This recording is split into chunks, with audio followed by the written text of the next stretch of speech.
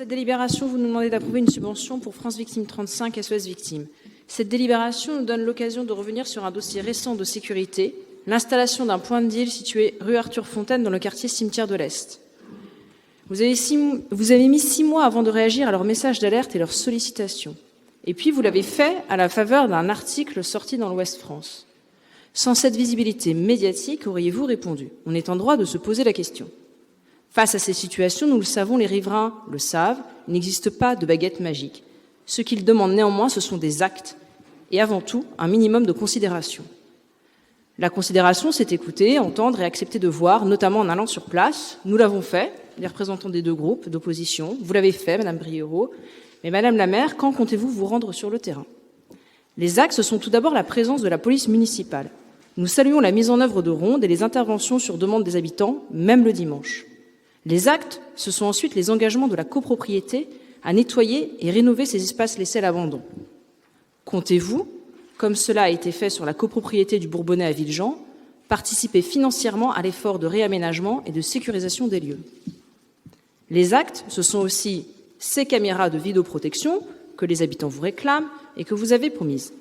Pouvez-vous nous donner un calendrier sur l'installation de ces futures caméras? Les actes, c'est enfin agir à la racine du mal, pour lutter contre ces phénomènes de délinquance juvénile.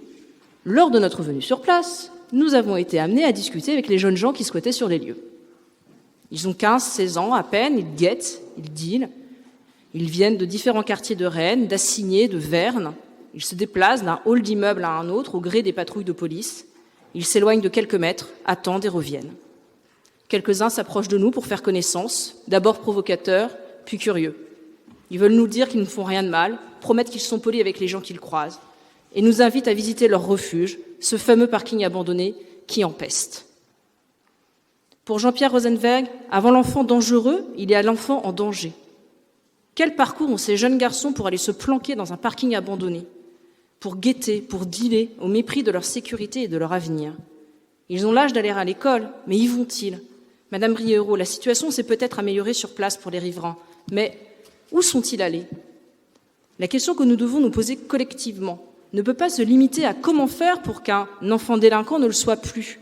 La vraie question, plus large, plus essentielle, comment faire pour qu'un gamin qui n'est pas un délinquant ne le soit jamais? Quelles actions sont donc menées avec les parents et sans eux, à un âge où l'on veut être indépendant? Quelles actions sont menées pour prévenir l'absentéisme et le décrochage scolaire précoce dans les écoles primaires? Je vous remercie.